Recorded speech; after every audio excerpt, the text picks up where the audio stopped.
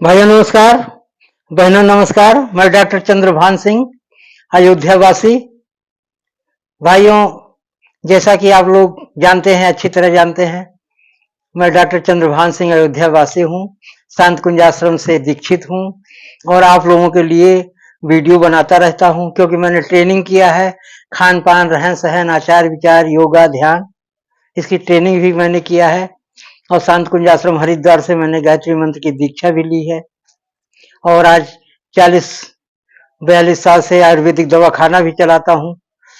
तो कुछ जो मेरा अनुभव था, तो मैंने सोचा अपने भाई और बहनों में अपने विचार, अपनी जानकारी शेयर की जाए, जिससे हमारे भाई बहन भी इससे लाभान्वित हों।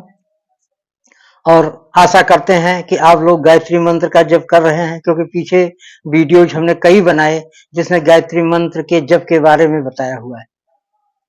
तो कम से कम 3 माला आप लोग करते रहिए, बहुत जरूरी है।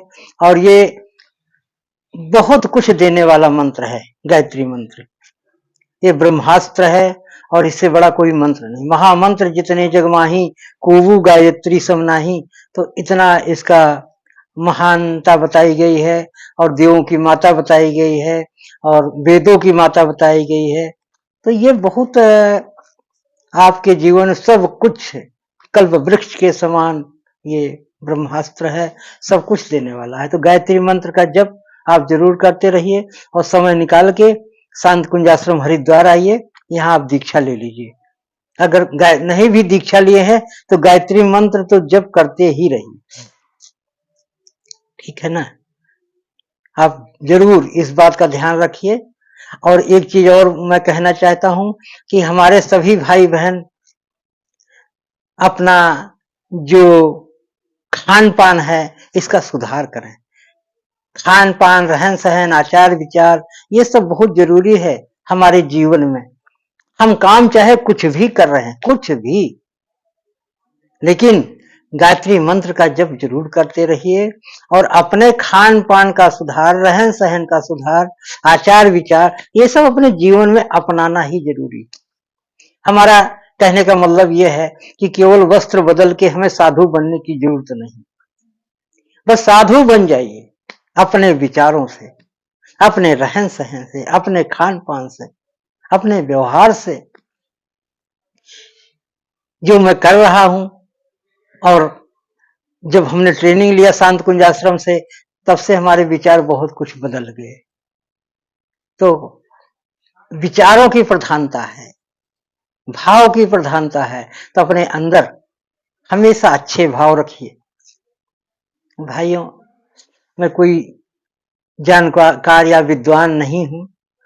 जो कुछ हम अपने जीवन में उतारा है और जिसका हमें कुछ फायदा मिला है, हम उन्हीं के बारे में अपने भाइयों को, बहनों को, बच्चों को बताते हैं, जिससे हमारे सभी भाई बहन लाभान्वित हों। क्योंकि केवल कह देना एक अलग बात है, पर उपदेश कुशल बहुतेरे, जे आचरण ही ते नर न घनेरे। आचरण में, अपने आचरण में कोई चीज को ले आना, अपने व्यवहार को अपने आचरण में उतार देना, अपने ज्ञान को अपने आचरण में उतार देना, ये बहुत बड़ी बात होती है।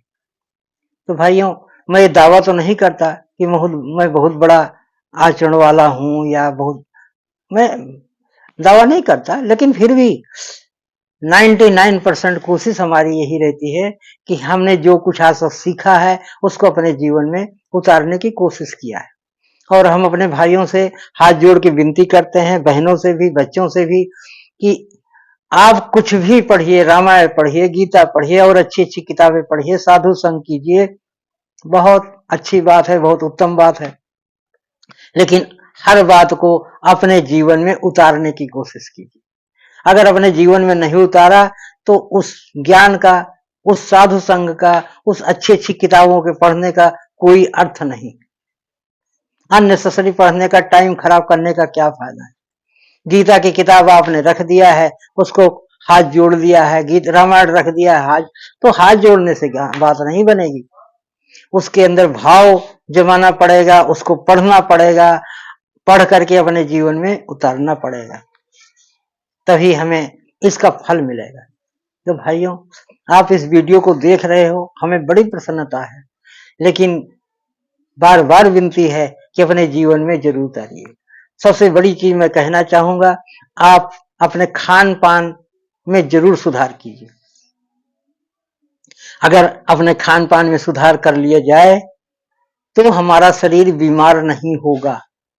अगर बीमार भी है तो जल्दी ठीक हो जाएगा, क्योंकि ये कहते हैं कि हमारा भोजन जो है ये भी एक औषधि है, अगर समझदारी से किया जाए तो। अब हमारे कितने भाई बहन हैं, स्वाद के चक्कर में ठूस ठूस के खा लेते हैं, बीमार हो जाते हैं। आज तरह तरह की बीमारियां हैं, जैसे गठिया की बीमारी। काफी हमारे भाई बहन, हम तो यहां तक देखें नवयुवक भी गठिया से पीड़ित रहते हैं। ठीक है, एलर्जी, पेट की समस्या, gas, liver, fatty liver, thyroid, ये सब क्या है, बवासीर, ये जितनी भी बीमारी का नाम मैं ले रहा हूं और जिनकी नहीं भी ले रहा हूं, वो भी बीमारी कहां से पैदा है, हमारे गलत खान पान के कारण। तो अगर हमें बीमारी से बचना है तो हमारा अपना खान पान, रहन सहन, आचार विचार सब बदलना पड़ेगा, और हम बदल सकते हैं, बस बदलने की कोशिश होनी चाहिए। तो आपसे यही मैं विनती करता हूं कि अपने इन चीजों को ध्यान दीजिए कि हम गलती कहां कर रहे हैं।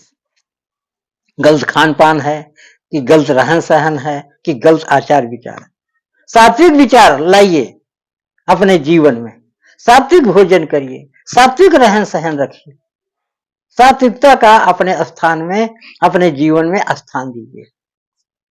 अगर आपके जीवन में सात्विकता आ जाए, खाना खाने बैठ गए, सोच विचार के उसका भोजन करिए। जहां 2 रोटी की भूख है वहां 1 रोटी का भोजन करिए। तली भुनी चीजों का त्याग कर दीजिए, ये सब आज नहीं तो कल नुकसान करने वाले। तो परहेज करना भी बहुत बड़ी जरूरी है। परहेज करिए, अवेयरनेस रखिए भोजन में कि हमें क्या खाना है क्या नहीं खाना। हम देखते हैं लोग समोसा खा रहे हैं, बर्गर खा रहे हैं, पिज्जा खा रहे हैं, और भी बहुत ऐसी चीज है कि जो हमारे शरीर को नुकसान करती हैं, लेकिन हम स्वाद के चक्कर में खा लेने लगते हैं और खा खा के शरीर को मोटा कर लेते हैं। शरीर जो मोटा हो गया तो कहते हैं मोटापा बीमारियों की माँ है, तो बीमारियां पैदा होने लग जाती हैं। इसलिए चाहे आप नौजवान हैं, चाहे आप बच्चे हैं, चाहे आप बुजुर्ग हैं, तो सबसे हमारी विनती है कि अपने खान पान के ऊपर जरूर ध्यान दीजिए। जो भी खाना खा रहे हैं, जो भी मुंह के अंदर डाल रहे हैं, एक बार जरूर सोचिए कि हमको नुकसान तो नहीं करेगा। सावधानी, सावधानी हटी दुर्घटना घटी। केवल ये रेल के लिए नहीं है, केवल ये ट्रक बस के लिए नहीं है, ये हमारे खान पान के लिए भी है। ठीक है ना, हम लोग पार्टी में जाते हैं, अरे भाई पार्टी है तो क्या है, हम बीमार होने के लिए खाना खा लें? तो वहां भी सावधानी रखो भाई, थोड़ा थोड़ा खाओ। कई चीज बने होते हैं, आदमी खा जाता है, ध्यान रखो उसको थोड़ा थोड़ा। अरे भाई जो जिसने पार्टी कर रहा है जो व्यक्ति, आखिर उसका पैसा लग रहा है ना, तो अगर आप सावधानी से करते हैं तो उसका तो पैसा बचेगा ना। तो भाइयों, मैं जरूर आपसे आशा करता हूं कि आप वीडियो देख रहे हैं तो आज से ही आप अपने खान पान के ऊपर ध्यान दीजिए। मैं सारांश में बता रहा हूं, थोड़ा थोड़ा बता रहा हूं, बहुत बताने लग जाऊं तो फिर शाम हो जाएगी।